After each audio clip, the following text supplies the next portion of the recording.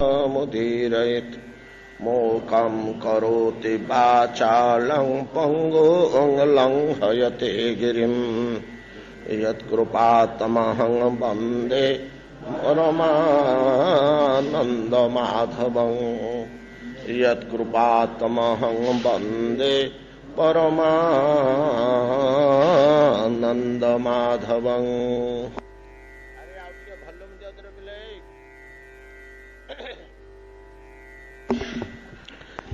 कृपातमहं वन्दे परमानन्दमाधवं।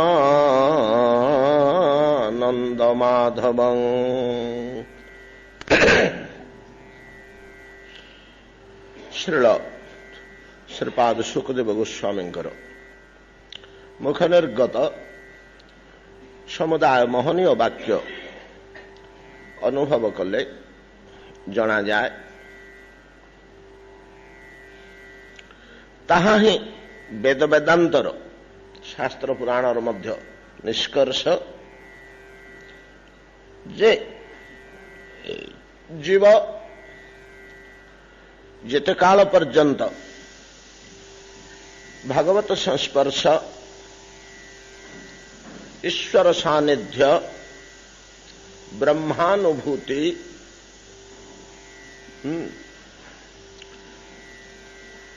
न पाई पारिछि हयतो ताहा वैकुंठ गोलोकादिरे मुक्तिजनित सिद्धि हेउ अथवा मुक्ति विहीन बंधन युक्त मर्त्यरे हेले हेउ। भगवान जे केवल गोलोक वैकुंठरे अछंती, मर्त्यरे से प्रकाश पाते नहीं, आविर्भूत हुअन्ते नहीं। मर्त्यरे माया बंधन भितर थाई ईश्वर को पाई हबनी, सेमती किछि कोटि सिद्धांत देखा जाऊनी। आम पे सिना तय बंधन दुखदायक। भगवान मर्त्य को जदि केतबेले आसंती ना तांकु बंधन अच्छी ना तांकु दुख स्पर्श करुछि। आम पे बोली से जदि एठिकी केबे आसीचंती, आमे तांकु एठी प्राप्ति हेले ताहले मध्य हमर समस्त दुख क्लेश कुआड़े अंतर्ध्यान है, परमानंद प्राप्ति हुए। ध्रुव ई पार्थिव जगत रे परमेश्वर को पाइथिले, प्रह्लाद ई पार्थिव जगत रे पाइथिले, विभीषण उपासना करी करी एठी पाइथिले, एवं सुदामा प्रभृति भागवत सान्निध्य ए माइक जगत भितर पाइथिले। एमाने वैकुंठ को जाई नाहंती, गोलोक को जाई नाहंती ईश्वर को पाइबा पे।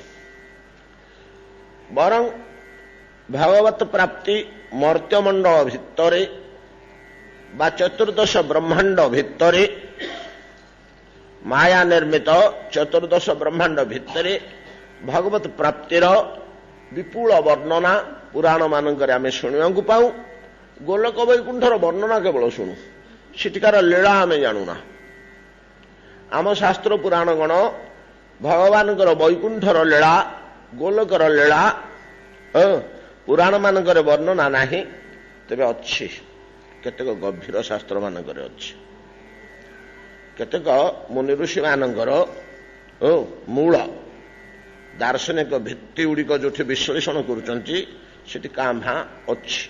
वेद मानकर मध्य किछि किछि अच्छी, जेमति अथर्व वेदरे भगवानकर शरीररू राधांकर प्रकाश, सेटा ई लोकर कथा नुहे, सेटा गोलोकर कथा। ब्रह्म संहितार वर्णित भागवत लीला गुड़िक छोटिया छोटिया क्षुद्र हेले मध्य गोटे सेठिकार लीला, इठिकार लीला नुह। श्रीमद भागवतर टीका टिप्पणी आमे पाऊ। भागवत भितर आमे वैकुंठ बा गोलोकर लीला पाइनु। बरं टीका टिप्पणी उपमा उदाहरण बा तुलनात्मक क्षेत्र में कोठी केमती गोलोकर लीला काम्हा देखा मिले। गोटे वैकुंठर निम्न देश श्वेत द्वीप बा सिद्ध लोक बोली जहाँ को कह जाए, सेठिकार लीलाटी आम भागवत पाऊँ। ଯେତେବେଳେ ଅର୍ଜୁନଙ୍କୁ ନେଇ ଭଗବାନ ଯାଇଥିଲେ ବ୍ରାହ୍ମଣ ପୁତ୍ରକୁ ଉଦ୍ଧାର କରିବା ନିମନ୍ତେ, ସେତେବେଳେ ଚତୁର୍ଦ୍ଦଶ ମାୟାମୟ ବ୍ରହ୍ମାଣ୍ଡକୁ ଭେଦ କରି ଅତିକ୍ରମ କରି ପରବର୍ତ୍ତୀ ସ୍ତର ଗୁଡ଼ିକ ପାର ହେଇ ଯାଇଥିଲେ।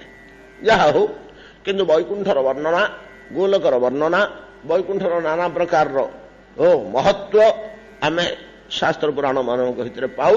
ସେଠିକାର ଲୀଳା ବେଶୀ ପାଉନା। କେବଳ ଆମର ପୁରାଣ ଗୁଡ଼ିକ ଭଗବାନଙ୍କର ମର୍ତ୍ତ୍ୟ ଲୀଳାରେ ଭରପୁର। ଯାହା ହଉ, ମର୍ତ୍ତ୍ୟରେ ହଉ କି ବୈକୁଣ୍ଠରେ ହଉ, ଏଇଠି ହଉ କି ସେଠିକି ଯାଇକିରି ହଉ, ଭଗବତ ସାକ୍ଷାତକାର ବିନା ଜୀବର ଯେ ସୁଖ ଶାନ୍ତି ନାହିଁ। ଏ ପାର୍ଥିବ ଜଗତର ବିପୁଳ ସୁଖ ସମ୍ପଦର ସୀମାକୁ ସ୍ପର୍ଶ କରି ମଧ୍ୟ କେହି ବାସ୍ତବ ସୁଖୀ ହେଇପାରିନାହାନ୍ତି। ସେ ସୁଖ ଭିତରେ ଦୁଃଖ ବିଜଡ଼ିତ ହୋଇ ରହିଛି। ସେ ସୁଖ ଭିତରେ ଦୁଃଖ ବିଜଡ଼ିତ ହୋଇ ରହିଛି। ମର୍ତ୍ତ୍ୟମଣ୍ଡଳର ସୁଖ, ମର୍ତ୍ତ୍ୟମଣ୍ଡଳର ନୁହଁ। ମର୍ତ୍ତ୍ୟମଣ୍ଡଳର ସୁଖ ତ ସାମାନ୍ୟ ମାତ୍ର, ବେଶୀ ନାହିଁ। ଏଟା ତ ସତ୍ତା। ଆଉ କେତେ ଭୋଗିବେ? ଆୟୁଷ ଥିଲେ ତ ଭୋଗିବ, ବଳ ଥିଲେ ତ ଭୋଗିବ। ଭୋଗିବା ପାଇଁ ତ ଫେରେ ଗ୍ରାହିକା ଶକ୍ତି ଦରକାର। ଭୋଗ କରିବା ପାଇଁ, ଯୋଉଟା ଭୋଗ ଶୋଷଣ କରିବ, ଆନନ୍ଦ ଶୋଷିକା ଶକ୍ତି ଥିବା ଦରକାର। ତା ପାଇଁ ଦୀର୍ଘ ସମୟ ଦରକାର, ଦୀର୍ଘ ଶକ୍ତି ଦରକାର। ସେଗୁଡାକ ମର୍ତ୍ତ୍ୟରେ କେତେ ପାଇବ? ମର୍ତ୍ତ୍ୟରେ ଏଡେ ଦେହଟେ, ମାତ୍ର 100ଟା ବର୍ଷ। ଏବେ ଭୋଗ କଣ କରିବ? ସେ 100 ବର୍ଷରୁ ଭାଗବତ ସବୁ ବାଣ୍ଟି ଦେଇଛନ୍ତି। ଭୋଗ୍ୟ କାଳ ସେଥିରୁ କେତେ? ଖୁବ କମ। ବାଲ୍ୟ, ବାର୍ଦ୍ଧକ୍ୟ, ବ୍ୟାଧି, ଦୁଶ୍ଚିନ୍ତା ଏଗୁଡାକ ପଳେଇଲା। ବିଦ୍ୟାହରଣ ଏଇଥିରେ ପଳେଇଲା ସବୁ ସମୟ। ସାମାନ୍ୟ ଖୁବ କମ ସମୟ ଭୋଗ ବିଳାସ ନିମନ୍ତେ, ସୁଖାସ୍ୱାଦନ ନିମନ୍ତେ। ସୁଖାସ୍ୱାଦନ କମ, ସମୟ ମଧ୍ୟ କମ, ଶକ୍ତି ମଧ୍ୟ କମ। ଶୋଷିକା ଶକ୍ତି, ଆନନ୍ଦ ଶୋଷିକା ଶକ୍ତି ମଧ୍ୟ ବହୁତ କମ। ଆମେ ପାଇବାନି। ଯାହା ହଉ, ଅନ୍ୟ ଲୋକମାନଙ୍କରେ ଅଛି। ତପଲୋକ, ଜନଲୋକ, ମହଲୋକ, ବ୍ରହ୍ମଲୋକ ପ୍ରଭୃତିରେ ସୁଦୀର୍ଘ କାଳ ଭଗବତ ଉପାସନା ରହିଛି। ଆନନ୍ଦ ଭୋଗ କରିବାର ଅବକାଶ ରହିଛି। ହେଲେ ବ୍ରହ୍ମଲୋକ ପର୍ଯ୍ୟନ୍ତ ଏ ସମସ୍ତ ଆନନ୍ଦ ଦୁଃଖଯୁକ୍ତ, ଦୁଃଖମୁକ୍ତ ନୁହଁ। ଚତୁର୍ଦ୍ଦଶ ଭୁବନ ପରବର୍ତ୍ତୀ ପର୍ଯ୍ୟାୟ ମାନଙ୍କରେ ଯୋଉ ଆନନ୍ଦ ମିଳେ, ସେଥିରେ ଦୁଃଖର ଲେଶ ମାତ୍ର ଗନ୍ଧ ଥାଏ ନା। ସମ୍ପୂର୍ଣ୍ଣ ଦୁଃଖ ବିମୁକ୍ତ ଆନନ୍ଦ। ଏଠି ଯୋଉ ଆନନ୍ଦଟା ମିଳେ, ସେ ଦୁଃଖ ମିଶା ଆନନ୍ଦ। ଏଠି ଯୋଉ ଆନନ୍ଦଟା ମିଳେ, ଏଟା ଦୁଃଖ ମିଶା ଆନନ୍ଦ। ଯାହା ହଉ, ଏଠିକା ହଉ କି ସେଠିକା ହଉ, ଆନନ୍ଦ ଲାଭ ନିମନ୍ତେ ମାତ୍ର ଗୋଟିଏ ଉପାୟ ଆମକୁ ବତେଇଛନ୍ତି ମୁନି ଋଷିଗଣ, ଯେ ଯେତେ କାଳ ପର୍ଯ୍ୟନ୍ତ ତମର ଈଶ୍ୱର ସମ୍ବନ୍ଧ ଜାତ ହେଇ ନାହିଁ, ତାହା ସେ ପର୍ଯ୍ୟନ୍ତ ତୁମର ଆନନ୍ଦର ଅବକାଶ ନାହିଁ। ଖାଲି ଦୁଃଖ, କେବଳ ଦୁଃଖ ଛଡା ଆନନ୍ଦର ଅବକାଶ ନାହିଁ। ଈଶ୍ୱର ସମ୍ବନ୍ଧ ନ ହେବା ପର୍ଯ୍ୟନ୍ତ ଆନନ୍ଦର ଅବକାଶ ନାହିଁ। ଅନେକ ସମୟରେ ଆମେ ଭାବୁ ଯେ ରାବଣ ପ୍ରଭୃତି, କଂସ ପ୍ରଭୃତି ତ କେଡ଼େ ଆନନ୍ଦରେ ଥିଲେ। ବର୍ତ୍ତମାନ ଆମେ ଦେଖୁଛୁ ଦୁଷ୍ଟ ଦୁରାଚାର ନାସ୍ତିକ ବ୍ୟକ୍ତିମାନେ ବେଶ ଆନନ୍ଦରେ ଅଛନ୍ତି। ସେଟା ଆମେ ଭାବୁଛୁ, ସିଏ ନାହାନ୍ତି। ତାଙ୍କୁ ପଚାର, ତୁ ସୁଖରେ ଅଛୁ କି? ଆମ ଆଖିରେ ଜଳଦଉଛି ତାର ବେଶୀ ଟଙ୍କା, ତାର ବଡ କୋଠା, ତାର କେଡ଼େ ନୂଆ ଗାଡି। ଆମକୁ ସେଟା ପ୍ରଲୋଭିତ ଲାଗୁଛି। ତାକୁ ପଚାରିଲା ବେଳକୁ ସେ କହୁଛି, ଭାଇ ମତେ ଚୋର ଭଳିଆ ଜୀବନ ବିତେଇବାକୁ ପଡୁଛି। 5 ଜଣ ଭଦ୍ରଲୋକଙ୍କ ଆଗରେ ମୁଁ ବସିପାରୁନି, ମତେ ଲଜ୍ଜା ଲାଗୁଛି। ଆନନ୍ଦ ସିଏ ଭୋଗୁନି। ଯାହା ହଉ, ଆମେ ଏଗୁଡା କହିଲେ କରିବାନି। ଈଶ୍ୱର ଯଦି ଏକାନ୍ତ ଆବଶ୍ୟକ, ଈଶ୍ୱରଙ୍କୁ ହାତ ମୁଠାରେ ପାଇବାକୁ ହେଲେ ବାଟ ଅନେକ ବତେଇଛନ୍ତି, କିନ୍ତୁ ପରିପୂର୍ଣ୍ଣ ଈଶ୍ୱର ପ୍ରାପ୍ତିଟିକୁ କେବଳ ଭକ୍ତି ଦ୍ୱାରା ହିଁ ସମ୍ଭବ ବୋଲି ଆମର ସକଳ ଶାସ୍ତ୍ର କହୁଛନ୍ତି। ଏବଂ କିଭଳିଆ କହୁଛନ୍ତି, ଆପଣମାନେ ଟିକେ ଆମର ପୁରୁଣା କଥାକୁ ମନେ ପକାନ୍ତୁ। ଅନେକ ସମୟରେ ଆମେ କହୁ, ଶାସ୍ତ୍ରରେ ଯୋଉଗୁଡ଼ିକ ସୁଚିନ୍ତିତ ସୁସିଦ୍ଧାନ୍ତ, ଯାହା ଉପରେ ଆଉ ଦ୍ୱିରୁକ୍ତି କରିବାର ପ୍ରଶ୍ନ ନାହିଁ, ସେଗୁଡ଼ିକ ଅନ୍ୱୟ ଆଉ ବ୍ୟତିରେକରେ କୁହାଯାଇଥାଏ। ଅନ୍ୱୟ ଆଉ ବ୍ୟତିରେକରେ କୁହାଯାଇଥାଏ। ଅନ୍ୱୟ ଆଉ ବ୍ୟତିରେକ। ଏମିତି ହବ, ଏମିତି ହବନି, ଦୁଇଟା ଆଗ ଥିବ। ଅନ୍ୟଟା ଥିବ, ବ୍ୟତିରେକ ଥିବ। ଏଇଭଳିଆ ହବ, ଏଟା ହେଲା ଅନ୍ୟ। ଏଇଭଳିଆ ହବ ନାହିଁ, ଏଟା ହେଲା ବ୍ୟତିରେକ। ଦୁଇଟାକୁ ୱାର୍ଡ ଯଦି ଏକାଠି ରହିଲା, ନାଇଁ କି?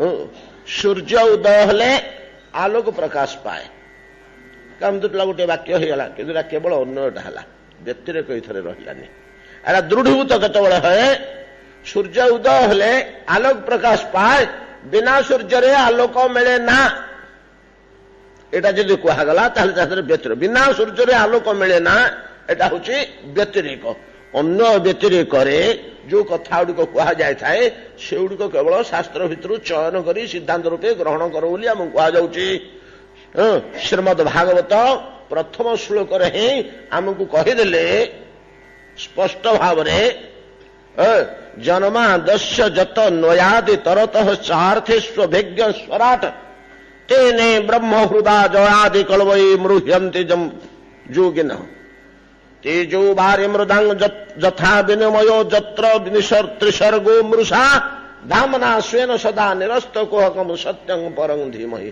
परम पुरुष सत्य संपन्न परम पुरुष ध्यान योग्य से अन्य व्यतिरेक द्वारा शास्त्र निर्णीत होती जन्मादस्य जत जहां विश्व जात होती से परम पुरुष सत्य स्वरूप जन्मादस्य जत नयादि तरत अन्वय इतर इतर घरे व्यतिरेक अन्वय व्यतिरेक आदि वाक्य निष्पन्न होती जहा हो से अन्वय व्यतिरेक आदि क्रमे जे भगवत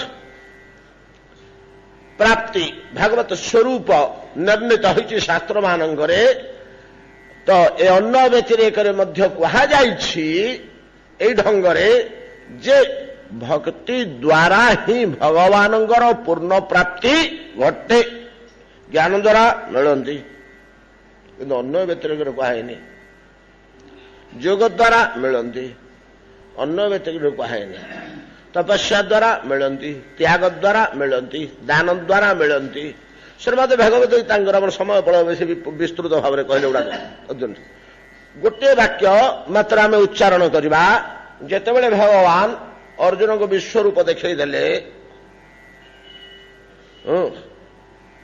अर्जुन को जितेबले विश्वरूप देखईदे बहुत कथबार्ता है दु जन भितर अर्जुन कृतकृत्य होगले भगवान मध्य संतुष्ट हेले ना तुम देखला भाया जिन आज देखल हो अर्जुन लोक देखती साधु मैंने देखती तपस्वी मैंने देखती समस्ते देखती ज्ञानी योगी मैंने सब देखती जे तो से बड़का गोटे सिद्धि तुम आज गोटे विशेष दिन केमती कौन जोगाजोग गोटे जिनस पाइल जोटा दुर्लभ जिनस ये जिनटा मुझे आज्ञा क्या बल पाइगली मोर धर्म बल ना आपण कृपा बल ना क्या बल भगवान निर्णय करुँच ना हं दाने न तपसा न दाने न चेज ना हं ज्ञाने न तपसा न दाने न चेजा सेटा व्यतिरेक होगा एुटा द्वारा मिल ना आले सत्यं एवं विधम दृष्टं दृष्टवान से मांग जथा केवल भगत्या तू अनन्या पार्थ अनन्या भक्त्या केवल ये जिनिसटा तुम्हें पाइल से ना न दाने न तपसा न चेज्या यज्ञ न चेज्या न ज्ञान एगुड़ा द्वारा तमें ये मूर्तिर साक्षात्कार पाई पार नहीं।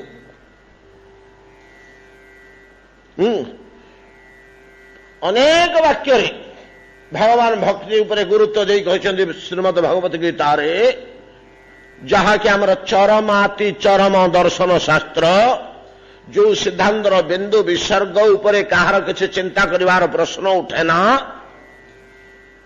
एतादृश जो शास्त्र श्रीमद भगवत गीता तीन काल तीन अवस्था जे अपरिवर्तनीय तादर कौन से परिवर्तन अवकाश नहीं से भली गोटे महासत्य एभली गोटे महासिद्धांत तीन काल तीन अवस्था तार कौन से परिवर्तन नहीं सब से स्वरूप श्रीमद भगवत गीता अनेक अनेक वाक्य कहते भक्ति उपर गुरुत्व दे भक्ति द्वारा भगवान को जपरी पाई କୌଣସିଥିରେ ଉପାସନା ଦ୍ୱାରା ଏତାଦୃଶ ଭାବରେ ତୁମେ ଭଗବାନଙ୍କୁ ପାଇପାରିବ ନାହିଁ, ସ୍ପଷ୍ଟ ଭାବରେ କହିଦେଇଛନ୍ତି। ଆଉ ଗୋଟିଏ ବାକ୍ୟରେ କହିଲେ, ଆହେ ଅର୍ଜୁନ, ଭଗତ୍ୟା ମାଂ ଅଭିଜାନାତି ଯାବାନ ଯଶ୍ଚାସ୍ମି ତତ୍ତ୍ୱତଃ ତତୋ ମା ତତ୍ତ୍ୱତଃ ଜ୍ଞାତ୍ୱା ବିଶତି ତଦନନ୍ତରମ୍। ସୁନ୍ଦର ବାକ୍ୟଟିଏ। ଭଗତ୍ୟା ମାଂ ଅଭିଜାନାତି, ନ ତୁ ଜାନାତି ଅଭିଜାନାତି। ରାମ ଅଭିରାମ, ରାମ କହିଲେ ସୁନ୍ଦର, ଅଭିରାମ କହିଲେ ଅଭିଉପସର୍ଗ, ସେ ସୌନ୍ଦର୍ଯ୍ୟଟାକୁ ପରମ ବ୍ୟାପକ କରିଦଉଛି ଅଭିଉପସର୍ଗ ଯୁକ୍ତରେ। ରାମ କହିଲେ ସୁନ୍ଦର, ରମଣୀୟ, ରାମ ଶବ୍ଦର ଅର୍ଥ ରମଣୀୟ। ଅଭିରାମ ଯେମିତି ଜାନାତି ଅଭିଜାନାତି, ଭଗତ୍ୟା ମାଂ ଅଭିଜାନାତି ଯାବାନ ଯଶ୍ଚ ଅସ୍ମି, ଯାବାନ ଯଶ୍ଚାସ୍ମି ତତ୍ତ୍ୱତଃ ତତୋ ମାଂ ତତ୍ତ୍ୱତଃ ଜ୍ଞାତ୍ୱା ବିଶତି ତଦନନ୍ତର। ଯୋଉଠି ଇଚ୍ଛା ସେଠି ପ୍ରବେଶ କରେ ସେ। ମୋର ସ୍ୱରୂପରେ ପ୍ରବେଶ କରିବୁ, ଯା। ମୋର ଜ୍ୟୋତି ସ୍ୱରୂପରେ ପ୍ରବେଶ କରିବୁ, ପଶ। ମୋର ସାକାର ସ୍ୱରୂପରେ ପ୍ରବେଶ କରିବୁ, ପଶ। ମୋର ଲୋକ ବୈକୁଣ୍ଠରେ ପ୍ରବେଶ କରିବୁ, ମୋର ଲୀଳାସ୍ଥଳୀ ଗୋଲକରେ ପ୍ରବେଶ କରିବୁ। ମୁଁ ଯେ ଅନନ୍ତ ବିଶ୍ୱ ବ୍ରହ୍ମାଣ୍ଡ ଭିତରେ ରହିଛି, ବ୍ୟାପକ ହୋଇ ରହିଛି ଅଧିଷ୍ଠାନ ସ୍ୱରୂପରେ, ତା ଭିତରେ ପ୍ରବେଶ, ମୋର ସବୁ ସ୍ୱରୂପରେ ସିଏ ପ୍ରବେଶ କରିବାକୁ ସମର୍ଥ। କିଏ ସେ? ଭଗତ୍ୟା ମାଂ ଅଭିଜାନନ୍ତି ଯଃ ତତ୍ତ୍ୱତଃ। ଭକ୍ତିର ବଳରେ ଯିଏ ମତେ ଜାଣିପାରେ, ମୋ ନିକଟକୁ ଆସିଥାଏ। ଏଭଳିଆ ଗୀତାରେ ଭକ୍ତିକୁ ଏତେ ଉଚ୍ଚ ସ୍ଥାନରେ ନେଇକରି ଥୋଇଛନ୍ତି ଓ ତାର ମହିମା ଗାନ କରିଛନ୍ତି ଭଗବାନ। ଆମେ ବେଶୀ ଆଲୋଚନା କରିବାନି। ବରଂ ଗୋଟିଏ ବଡ଼ ଜିନିଷ ଭକ୍ତି ସମ୍ବନ୍ଧରେ ଦେଖାଯାଏ, ଯାହା ଅନ୍ୟ ଶାସ୍ତ୍ରରେ ଦେଖାଯାଉନି। ଗୀତା ଶ୍ରୀମଦ ଭଗବତ ଭକ୍ତି କି, ଶ୍ରୀମଦ ଭଗବତ ଗୀତା ଭଗବତ ଭକ୍ତି କି ଦୁଇ ଭାଗରେ ବିଭକ୍ତ କରିଛନ୍ତି, ଯୋଉଟା ଅନ୍ୟ ଶାସ୍ତ୍ରମାନେ କି ଏମିତି ବିଭକ୍ତ କରିନାହାନ୍ତି। କହୁଛନ୍ତି ଆରେ ଭକ୍ତିଟାକୁ ଦିଟା ଧରିକି ତମେ ଧର, ଆଉ କିଛି ଆବଶ୍ୟକ ନାହିଁ। ଏ ବିପୁଳ ବିସ୍ତାର କର ନା, ଦିଟା ବାଟରେ ତମେ ଧର। କଣ ନା, ଗୋଟେ ବ୍ୟଭିଚାରିଣୀ, ଗୋଟେ ଅବ୍ୟଭିଚାରିଣୀ। ଅନେକ ଜାଗାରେ ଭକ୍ତି ଭକ୍ତି ଭକ୍ତି କୁହାଯାଇଛି। ତିନିଟା ଶବ୍ଦ ଆପଣ ଅବ୍ୟଭିଚାରିଣୀ ଶବ୍ଦ ପାଇବେ ତିନି ଜାଗାରେ। ତ ମୟି ଚାନନ୍ୟ ଯୋଗେନ ଭକ୍ତିର ଅବ୍ୟଭିଚାରିଣୀ ବିବେକ ଜ୍ଞାନ ସ୍ଥାନ ସେବିତମ ଅରତିର ଜନ ସଂସଦି ଅଧ୍ୟାତ୍ମ ଜ୍ଞାନ ନିତ୍ୟତ୍ୱ ତତ୍ତ୍ୱ ଜ୍ଞାନାର୍ଥ ଦର୍ଶନମ୍ ଏତତ୍ ଜ୍ଞାନମ୍ ଇତି ପ୍ରୋକ୍ତମ ଅଜ୍ଞାନୋ ଅଥାତୁ ଅନ୍ୟ। ତ ଅନ୍ୟ ଗୁଡାକ ଅଜ୍ଞାନ, ଇତକ ହଉଛି ଜ୍ଞାନ। ତା ଭିତରେ ଗୋଟିଏ କହିଛନ୍ତି ମୟି ଭକ୍ତି ଯୋଗେନ ଭକ୍ତିର ଅବ୍ୟଭିଚାରିଣ୍ୟ, ଯୋଉଟା କହିଲ ଗୋଟିଏ ଜାଗାରେ କହିଛନ୍ତି। ପୁଣି ଗୁଣତ୍ରୟ ବିଭାଗ ଯୋଗରେ ଭଗବାନ ଆଉ ଗୋଟେ ଜାଗାରେ କହିଛନ୍ତି। ତ ସେଠି ମଧ୍ୟ ଅବ୍ୟଭିଚାରିଣୀ ଭକ୍ତିର କଥା ଉଠେଇଛନ୍ତି ଏବଂ ଅଷ୍ଟାଦଶ ଅଧ୍ୟାୟରେ ମଧ୍ୟ ଅବ୍ୟଭିଚାରିଣୀ କଥା କହିଛନ୍ତି। ତିନିଟା ଜାଗାରେ ଅବ୍ୟଭିଚାରିଣୀ ଶବ୍ଦ ଆସୁଛି ଭକ୍ତି ଉପରେ। ଭକ୍ତି ଉପରେ ସବୁ ଅବ୍ୟଭିଚାରିଣୀ ଶବ୍ଦକୁ ନେଇ ଅବ୍ୟଭିଚାରିଣୀ ଭକ୍ତି ସମ୍ବନ୍ଧରେ ଆମେ ଆଲୋଚନା କରିଛେ। ଅହେତୁକୀ ଭକ୍ତି, ଅକିଞ୍ଚନା ଭକ୍ତି, କେବଳା ଭକ୍ତି, ଏମିତି ସବୁ ଭକ୍ତିର ନାଁ ନାଁ ଅଲଗା ଅଛି, ସବୁ ଭାବ ଗୋଟିଏ। ତ ଗୀତା ଯୋଉ ଅବ୍ୟଭିଚାରିଣୀ ବୋଲି କହିଲେ, ଏଇଠି ଯେତେ ସ୍ପଷ୍ଟ ହଉଛି ଭକ୍ତିର ବ୍ୟଭିଚାରିତ୍ୱ ଅଭିବିଚାରିତ୍ୱ, ଭଗବାନଙ୍କର ଅନେକ ରୂପକୁ ମନ ସଂଯୋଗ କରିବା ହଉଛି ଭକ୍ତି, କିନ୍ତୁ ଅବ୍ୟଭିଚାରିଣୀ ନୁହେଁ, ସେଟା ବ୍ୟଭିଚାରିଣୀ ହେଲା। ଏବଂ ଏକ ମୂର୍ତ୍ତିରେ ସମ୍ପୂର୍ଣ୍ଣ ନିଷ୍ଠା, ସମ୍ପୂର୍ଣ୍ଣ ପ୍ରେମ, ଏକ ପତ୍ନୀ ବ୍ରତ ଭଳିଆ। ତ ଏକ ଶ୍ରୀମୂର୍ତ୍ତିରେ ସମସ୍ତ ତାରି ନା, ତାରି ରୂପ, ତାରି ପ୍ରସାଦ, ତାରି ଉପାସନା, ତାରି ଦର୍ଶନ, ତାରି ଧ୍ୟାନ, ତାରି ଚିନ୍ତା, ସେ ଗୋଟିଏ, ଆଉ କିଛି ପଶୁନି ମୁଣ୍ଡରେ। ଏଟା ହେଲା ଅବ୍ୟଭିଚାରିଣୀ ଭକ୍ତି। ଏଟା ଅତି ନିବିଡ଼, ବଡ ଷ୍ଟ୍ରଙ୍ଗ। ଭଗବାନଙ୍କୁ ଏମିତି ଗୁଡେଇ ତୁଡେଇକରି ବାନ୍ଧି ପକେଇ ଭକ୍ତିଟା ଯେ ଆଉ ଫିଟିକିରି କୁଆଡେ କବଳରୁ ଯାଇପାରନ୍ତିନି। ଅବ୍ୟଭିଚାରିଣୀ ଭକ୍ତି ଭଗବାନଙ୍କୁ ଏମିତି ଗୁଡେଇ ତୁଡେଇ ବାନ୍ଧେ, ପୁରା ବନ୍ଧନରେ ପଡିଯାଆନ୍ତି, ପୁରା ବନ୍ଧନରେ ପଡିଯାଆନ୍ତି, ଆଉ ଘୁଞ୍ଚିକରି ସେଠୁ ଯାଇପାରନ୍ତିନି। ଅବ୍ୟଭିଚାରିଣୀ ଭକ୍ତିର ଏଇଭଳିଆ। ଯେପରି ଅନେକ ପତ୍ନୀ ଗ୍ରହଣ କରିଥିବା ପୁରୁଷଙ୍କୁ ଆମେ ବ୍ୟଭିଚାରୀ ବୋଲି କହୁ, ଏବଂ ସେଭଳିଆ ଅନେକ ଈଶ୍ୱର ସ୍ୱରୂପକୁ ଉପାସନା, ତାକୁ କେବଳ ଭକ୍ତି କୁହାଯାଉଛି। व्यभिचारी बोली सेठी कहायनी व्यभिचारी शब्दटा सेठी आवश्यक नहीं कोटी व्यभिचारिणी भक्ति बोली कहायनी अव्यभिचारिणी भक्ति बोली कहायछि अव्यभिचारिणी तो जोड़ाक परिनिष्ठित भक्ति यथा तुलसीदास जीवन में आम गोटे पाइबा हनुमान जीवन में अव्यभिचारिणी भक्तिटा बड़ सुंदर भाव में शास्त्र पुराण वर्णना है श्री राम को उपासना अरे ताकर अव्यभिचारिणीत्व बड़ सुंदर वर्णना है आम से भितर बोले पशिबानी गीता भाई भाव में भक्ति की बुझी श्रीमद भागवत मध्य भक्तिर पराकाष्ठा भक्तिर महिमा अनंत भाव में गान करचंती एवं भक्ति को एपरी नहीं स्थान में छाड़ी जे अन्य गुड़ा को निरसन कर देइचंती गोटे दिटा जगार अच्छी सेमती ब्रह्मा जो स्तव कर ब्रह्मा स्तव सेमती गोटे आक्षेपोक्ति अच्छी भागवत गोटे आक्षेपोक्ति अच्छी ब्रह्मा स्तव छोटिया जिनिस नुह आमर ये मर्त्यमंडल में ब्रह्मा ने गुरु आचार्य ज्ञान भक्ति साधना विद्या वेद यार आचार्य सी ना जी पाई पाई तो प्रथम व्यक्ति आउ प्रथम वेदगर्भ आउ बाहरी से निजे कहते तो जे जो माने भक्ति को परित्याग करी अन्यान्य साधना करुछंती सेमानकर से साधनाटा निरर्थक बोली आज्ञा काटि दौरान पाइले कौन दे कौन टे पाइबे अन्य उपासनारू क्लिश्यन्ति जे केवल बोध लब्धाए तेषाम असौ क्लेशल एव शिष्यते नान्यत तथा स्थूल तुषावघातिन तुष चषु कुटिला भलिया बोली कहिसंती तुषावघातिन चषु तुष आम तुष कहने कह तुष को अवघात न कले छेचिले कुटिले आम धान पुंजी हेमदस्तार पकड़े कि उदू खल पकड़े ढेंकी पकड़े कुटिले कुटिले कुटिले कुटिले पाछुड़िले कुंडा तक उड़ीगला चाउल तक कुलार रहीगला दानाटा आम पाइगले सार पदार्थटा चषु गुड़े कुटी कुटी कुटी कुटी कुटी गुंड होगला ताकू जदि पाछुड़ा कुलारे पकई कि रही रहे ना सब उड़ी जाए तेषाम असौ क्लेशल एव शिष्यते कौन सी पाए झाड़ नाल परिश्रम क्रांति थोड़े पाए आउ किसी पाए ना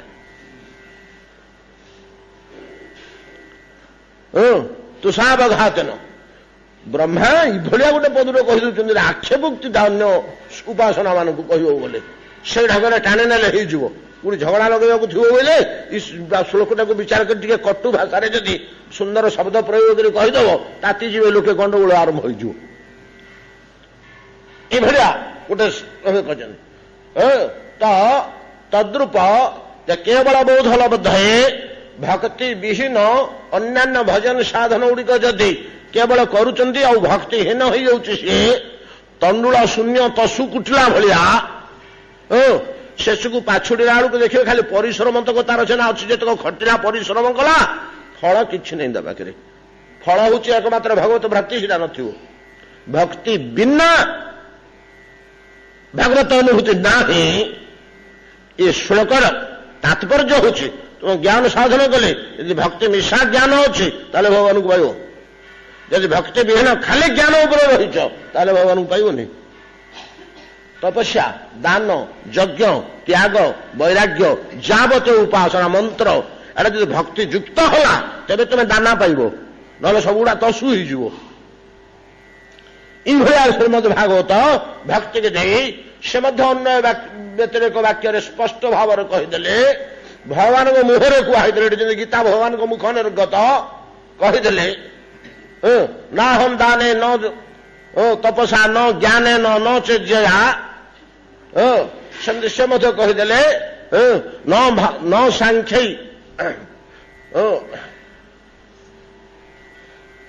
न दाने न यथा भक्ति म वर्जिता ये श्लोक आम सब आलोचना करने की तो कहते स्पष्ट भाव न मांग साधयंती जोग न ज्ञान धर्म उद्धव न त्याग न तपो दान यथा भक्ति ममोर्जिता अन्य व्यतिरिक दुईटा रहा न जोग न सांख्य न दान न चेज्या नहीं कि न त्याग न तपस्या एगुड़ाक द्वारा ଯଥା ଭକ୍ତି ଭକ୍ତିରେ ମୁଁ ଯେପରି ମିଳେ ଭକ୍ତିରେ ମୁଁ ଯେମିତି ମିଳେ ଏଗୁଡାକରେ ସେମିତି ମିଳେ ନା ବୋଲି କହିଛନ୍ତି। ନ ସାଧୟନ୍ତି ମାଙ୍ଗ ଯୋଗ ଯଥା ଭକ୍ତି ଯଥା ଯେପରି ଭକ୍ତି ଦ୍ୱାରା ଇତ୍ୟାଦି ବାକ୍ୟ ମାନଙ୍କରେ ଭକ୍ତିର ଅତ୍ୟନ୍ତ ଗୁରୁତ୍ୱପୂର୍ଣ୍ଣ ମହିମା ଭକ୍ତିର ଦୁର୍ଲଭତା ଭକ୍ତିର ମହିମତା ବିପୁଳ ଭାବରେ ଗୀତା ଭାଗବତରେ ଅନ୍ୟାନ୍ୟ ଶାସ୍ତ୍ର ମାନଙ୍କରେ ବର୍ଣ୍ଣନା କରାଯାଇଛନ୍ତି। ଭକ୍ତି ଦ୍ୱାରା ହିଁ ଭଗବାନ ଅନାୟାସରେ ସୁଲଭ ହୁଅନ୍ତି। ଭକ୍ତି ବିନା ଭଗବତ ଅନୁଭୂତି କେତେକ ଜାଗାରେ ସମ୍ଭବ ନାହିଁ। ଭକ୍ତି ମିଶା ହେଲେ ସମ୍ଭବ କିନ୍ତୁ ବଡ଼ କଷ୍ଟ। କ୍ଲେଶ ଅଧିକତର ତେଷାଂ ବୋଲି ଗୀତା କହିଲେ କ୍ଲେଶ ଅଧିକତର ଅତ୍ୟନ୍ତ କଷ୍ଟରେ ମିଳିବ ସହଜରେ ମିଳିବନି। ଯାହା ହଉ ସୁଖେ ଅଳପେ ସାଧ୍ୟ କରି ଏ ଘୋର ଭବୁ ଯିବେ ତରି ୟା ପାଇଁ ଶୁଦ୍ଧ ନିର୍ମଳ ଭକ୍ତିର ଆବଶ୍ୟକତା ଅଛି। ଆମେ ମଧ୍ୟ ସଂସାରରେ ପ୍ରାଚୀନ ବୃଦ୍ଧମାନଙ୍କ ମୁହଁରୁ ନାନା ପ୍ରକାର ଗଳ୍ପ କଥା ଶୁଣିବା ଭିତରେ ଯାହା ଶୁଣି ଶୁଣିକରି ଆମେ ଜାଣୁ ଏ ପର୍ଯ୍ୟନ୍ତ ଆମେ ଭଗବାନଙ୍କୁ ଭକ୍ତାଧୀନ ବୋଲି କେତେ ଗୁଡ଼ିଏ ଶବ୍ଦ ହଜାର ହଜାର ଥର ଆମ କାନରେ ପଡ଼ିଛି। କୋଉଠି ହେଲେ ଜୀବନରେ ଥରେ ଶୁଣିବାକୁ ମିଳିନି ଭଗବାନ ଯୋଗାଧୀନ ଜ୍ଞାନାଧୀନ କର୍ମାଧୀନ ତପସ୍ୟାଧୀନ ଦାନାଧୀନ ଶବ୍ଦ କୋଉଠି ହେଲେ ଆମକୁ ଆଜି ପର୍ଯ୍ୟନ୍ତ ବ୍ୟବହାର ଜଗତକୁ ମଧ୍ୟ ଆସେନି। ଭକ୍ତବତ୍ସଳ ଭଗବାନ କୋଉଠି ଜ୍ଞାନୀ ବତ୍ସଳ କି ଯୋଗୀ ବତ୍ସଳ କି କର୍ମୀ ବତ୍ସଳ କି ତପୀ ବତ୍ସଳ ବୋଲି ଶବ୍ଦଟେ ନା ଆମେ ପୁରାଣରେ ପଢିଛୁ ନା ବୁଢା ବୁଢାଙ୍କଠୁ ଶୁଣିଛୁ। ଜ୍ଞାନ ବୃଦ୍ଧଙ୍କଠୁ ମଧ୍ୟ ଶୁଣିନୁ। କିନ୍ତୁ ଭକ୍ତାଧୀନ ଭଗବାନ ଏ ସ୍ୱାଭାବିକ ଶବ୍ଦ ଭକ୍ତବତ୍ସଳ ଭଗବାନ ଆମେ ଲେଖିବା ବସିଲେ କି କହି ବସିଲେ ଭକ୍ତବତ୍ସଳ ଭକ୍ତାଧୀନ ଶବ୍ଦଟା ପ୍ରୟୋଗ କରିଦେଉଛୁ।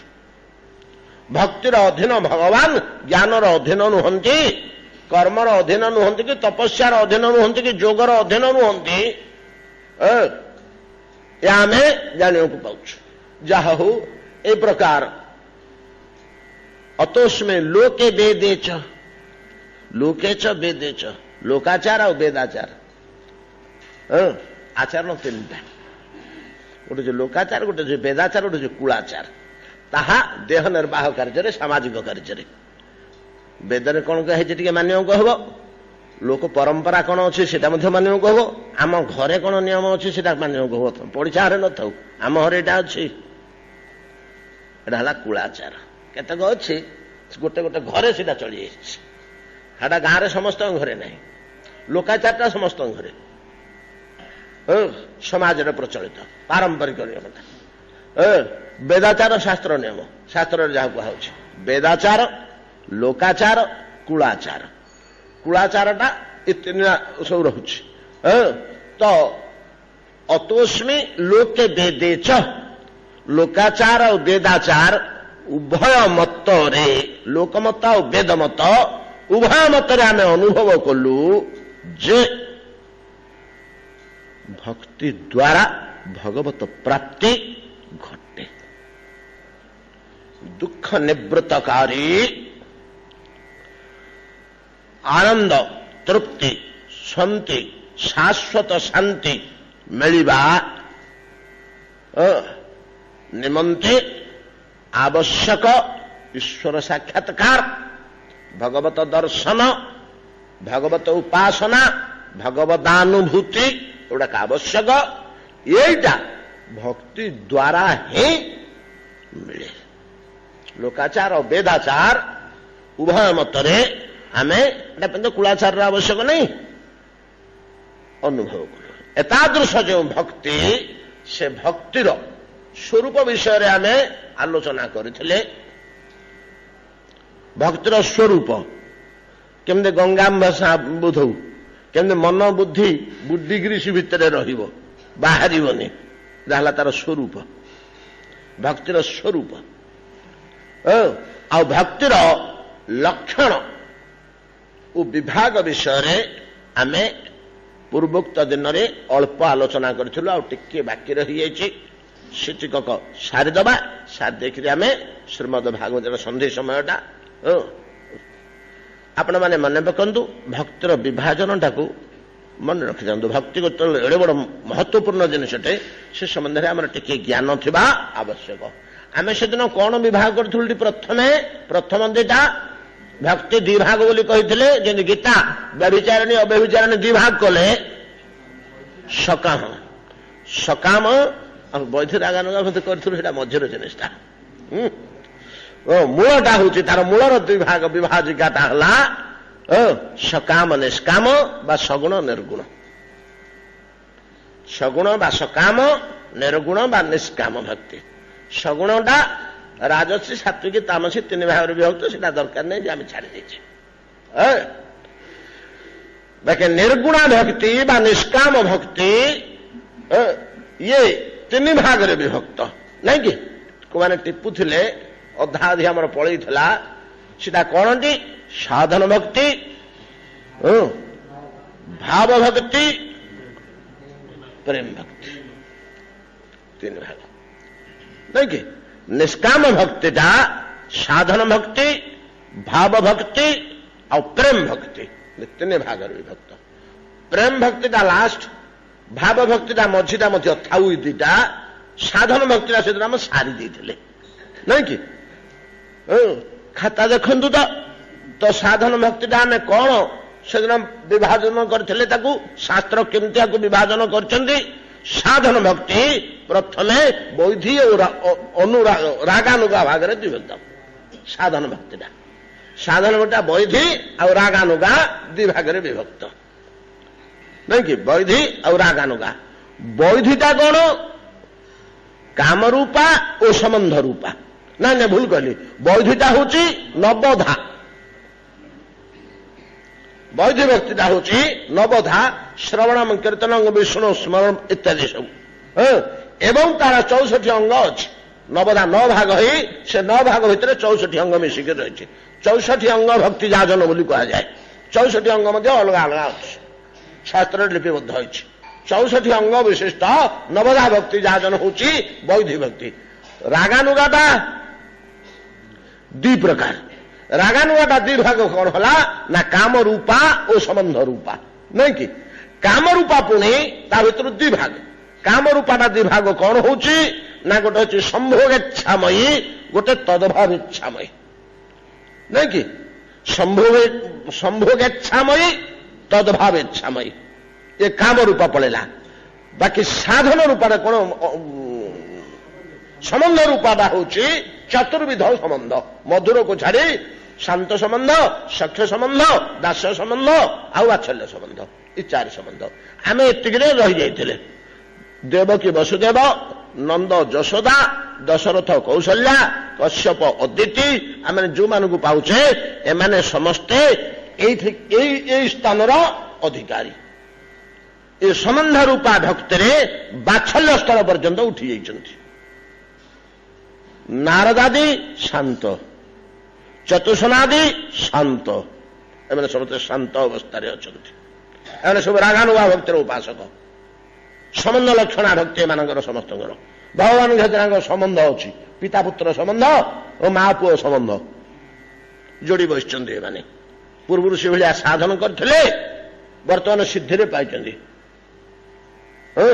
ସାଧନାରେ ଯାହା ସାଧନା କରାଯାଉଥାଏ, ଏଟା ସିଦ୍ଧି ହେଲେ ଭଗବାନ ପୁଅ ହେଇ ଜନ୍ମ ହୁଅନ୍ତି। ଆଉ ଭଗବାନଙ୍କୁ ପୁଅ କରି ସେମାନେ ପାଇଛନ୍ତି ବାତ୍ସଲ୍ୟ ସିଦ୍ଧି। ତ ନାରଦ, ଶାଣ୍ଡିଲ୍ୟ, ଚତୁଷନ, ଭୃଗୁ, ଅଙ୍ଗିରା ପ୍ରଭୃତି ଋଷିମାନେ ଶାନ୍ତ ରସର ଉପାସକ। ଦାସ୍ୟ ରସର ଉପାସକଙ୍କ ଭିତରେ ପ୍ରଧାନ ହେଲେ ହନୁମତଜୀ। ହନୁମତଜୀ ହେଉଛନ୍ତି, ଆଉ ଅନେକ ଅଛନ୍ତି, ଆହୁରି ଅନେକ ଅଛନ୍ତି। ତ ସେମାନେ ସବୁ ଦାସ ଭାବରେ ଭଗବାନଙ୍କ ନିକଟରେ ଜୀବନ ଯାପନ କରିଛନ୍ତି। ତ ସଖ୍ୟରେ ଆମେ ପାଉଛେ ଲକ୍ଷ୍ମଣଜୀଙ୍କର ଆଚରଣଟା ଦାସ୍ୟ। କିନ୍ତୁ ବିଭୀଷଣଙ୍କର ସଖ୍ୟ, ସୁଗ୍ରୀବଙ୍କର ସଖ୍ୟ, ଅଙ୍ଗଦ ହନୁମାନ ସମସ୍ତେ ଦାସ୍ୟ। ବ୍ରଜରେ ମଧ୍ୟ ଆମେ ବହୁତ ଦାସ ପାଇବା, ମଥୁରାରେ ମଧ୍ୟ ଆମେ ବହୁତ ଦାସ ପାଇବା। ତ ଉଦ୍ଧବ, ଅର୍ଜୁନ, ସୁଦାମ, ସୁବଳ ପ୍ରଭୃତି, ରାମାବତାରରେ ବିଭୀଷଣ, ସୁଗ୍ରୀବ, ଜାମ୍ବବାନ ପ୍ରଭୃତି, ଏମାନେ ସମସ୍ତେ ଭଗବାନଙ୍କର ସଖ୍ୟ ସମ୍ବନ୍ଧ ଯୁକ୍ତ, ସଖା, କାନ୍ଧରେ ହାତ ପକାଇ ସାଙ୍ଗ ହୋଇ ବସନ୍ତି, ନାଇଁ କି? ସଖ୍ୟ ଭକ୍ତିଟାକୁ ଅର୍ଜୁନ ବଡ଼ ସୁନ୍ଦର ଭାବରେ ଗୀତାରେ ସ୍ୱୀକାର କରିଛନ୍ତି ଏବଂ ମାଗୁଛନ୍ତି ତା ଉପର ଦିଟା ମତେ ଦେଉନାହାନ୍ତି ପ୍ରଭୁ। ତୁ ତ ସେତିକି ସାଧନା କରୁଛୁ, ଉପରକୁ କୁଆଡେ ଯିବ? ତୁ ଭାବ, ତୁ ତ ସେତିକିରେ ରହିଛି, ତୁ ଉପରଟା ପ୍ରଥମରୁ ମାଗିଲୁନି। ତୁ ଯଦି ଆପ୍ଲାଏ କରିଥାନ୍ତୁ ମୁଁ ଅର୍ଡର କରିଦେଇଥାନ୍ତି, ଯାହା ତୋର ଆପ୍ଲିକେସନ ଥିଲା ମୁଁ ସେତିକି ଆପ୍ରୁଭଡ ବୋଲି ହେଇଗଲା। କଣ ସେ ମାଗିଥିଲେ? ସେଥିପାଇଁ ସେ ଦୁଃଖ କରୁଛନ୍ତି। ବିହାର ଶଯ୍ୟାସନ ଭୋଜନେଷୁ ଏକତ୍ର ଚ୍ୟୁତ ବାପ୍ତ ତ ସମ୍ମୁଖମ ତଥା କ୍ଷାମହେ ତ୍ୱାମହମ ଅପ୍ରମେୟମ। ଏଟା ସାଙ୍ଗର କାର୍ଯ୍ୟ। ବିହାର ଶଯ୍ୟାସନ ଭୋଜନେଷୁ, ଏକାଠି ଶୋଇବା, ଏକାଠି ଖାଇବା, ଏକାଠି ବୁଲିବା। ସାଙ୍ଗୁଟେ ନହେଲେ ଖାଇବା ପିଇବାରେ ଆନନ୍ଦ ନାହିଁ, ଶୋଇବାରେ ଆନନ୍ଦ ନାହିଁ, ବୁଲିଯିବାରେ ଆନନ୍ଦ ନାହିଁ। ଦି ଚାରି ଜଣ ସାଙ୍ଗ ହେଇ ବାହାରିଲେ ସିନା ବୁଲାବୁଲି କଲେ ମଜା, ଆଉ ଏକୁଟିଆ ଯାଇକିରି କଣ କରିବ? ତେଣୁ ଅର୍ଜୁନ କହୁଛନ୍ତି ପ୍ରଭୁ ନା ମତେ ଏଇଗୁଡାକ ଏଠିକି ରହିଗଲା ନା। କଣ ତମେ କହୁଥିଲ ଯେ ନା ପିତୈବ ପୁତ୍ର ସଖୈବ ସଖ୍ୟୁ ପ୍ରିୟ ପ୍ରିୟାୟାର ହସି, ପ୍ରିୟ ପ୍ରିୟା ମଧୁର ଭାବ ଗୀତା ଗ୍ରହଣ କରିଛନ୍ତି ଭକ୍ତିର ଏ ପଞ୍ଚବିଧର ସବୁ। ପିତୈବ ପୁତ୍ରସ୍ୟ ବାତ୍ସଲ୍ୟ, ସଖୈବ ସଖ୍ୟୁ ସଖା, ପ୍ରିୟ ପ୍ରିୟାୟାର ହସି ଦେବ ସୋଢମ, ଅର୍ହସି ମତେ ଅର୍ହ ହୁଅନ୍ତୁ, ଦତ୍ତବାନ ହୁଅନ୍ତୁ, ମତେ ଦିଅନ୍ତୁ। ତ ମଧୁର ପର୍ଯ୍ୟନ୍ତ ରାଗାନୁଗାରେ ଦେଖାଯାଏ ନା, ସମ୍ବନ୍ଧ ରୂପାରେ ଅନୁରାଗ ଅଛି ହୃଦୟରେ, ପୁତ୍ରାନୁରାଗ, ପ୍ରଭୁ ଅନୁରାଗ ହୃଦୟରେ ଅଛି। এইটা হয়ে গলা সাধন ভক্তি। আমি এটা সারিলে সেদিন এই পর্যন্ত, এটা খালি রিপিট করেদেলে। আউ ইয়ে গলা সাধন ভক্তি। সাধন ভক্তি বাদ তো পড়েলা তো নিষ্কাম ভক্তির তিন ভাগ। গোটে পড়েলা সাধন, ଆଉ ଗୋଟିଏ ରହିଲା ଭାବ, ତାପରେ ଗୋଟେ ଅଛି ପ୍ରେମ। ଯୋଉ ଭାବ ଭକ୍ତିଟି ଅଛି ସେ ଭାବ ଭକ୍ତିଟି ହଉଛି କଣ ନା ପ୍ରଥମରୁ ଦି ଭାଗ। ଭାବ ଭକ୍ତିଟି ଗୋଟିଏ ହଉଛି ସ୍ଥାୟୀ, ଗୋଟିଏ ହଉଛି ସଞ୍ଚାରୀ। ଭାବ ଭକ୍ତି ଦୁଇ ଭାଗରେ ବିଭକ୍ତ, ଗୋଟିଏ ହଉଛି ସ୍ଥାୟୀ, ଗୋଟିଏ ହଉଛି ସଞ୍ଚାରୀ। ସ୍ଥାୟୀଟି ମଧ୍ୟ ଦି ଭାଗରେ ବିଭକ୍ତ, ଗୋଟିଏ ହଉଛି ଆରୂଢ, ଗୋଟିଏ ହଉଛି ଅଧିରୂଢ। ଗୋଟିଏ ହଉଛି ଆରୂଢ, ଗୋଟିଏ ହଉଛି ଅଧିରୂଢ। ତ ଯେ ଭାବ ଭକ୍ତି ଦି ଭାଗରେ ବିଭକ୍ତ, ସ୍ଥାୟୀ ଆଉ ସଞ୍ଚାରୀ, ସେଥିରୁ ସ୍ଥାୟୀଟି ଆରୂଢ ଆଉ ଅଧିରୂଢ ଦି ଭାଗରେ ବିଭକ୍ତ। এইটা ଥାଉ, ତା ପାଖଟା ବୁଝିଲେ ଏଟା ସହଜରେ ବୁଝି ହେଇଯିବ, ବେଶୀ ସମୟ ଲାଗିବନି, ଗୋଟେ ସେଣ୍ଟେନ୍ସ। এটা ଥାଉ, ଏ ଆରୂଢ କଣ ଅଧିରୂଢ କଣ ଧରିବାକୁ ବୁଝେଇ ହେଇଯିବ, ହେଲେ ଟିକେ କଷ୍ଟ ହବ। ଆର ପାଖଟା ଆମେ ଦେଖିଦେଲେ ଏଇଟା ଅତି ସହଜ ହେଇଯିବ। ସ୍ଥାୟୀ ସଞ୍ଚାରୀ ଯୋଉ ଦି ଭାଗ ହେଲା, ଆର ପାଖେ ଯୋଉ ସଞ୍ଚାରୀ ଭାଗଟା ରହିଲା, ଏ ସଞ୍ଚାରୀଟା 8 ଭାଗରେ ବିଭକ୍ତ।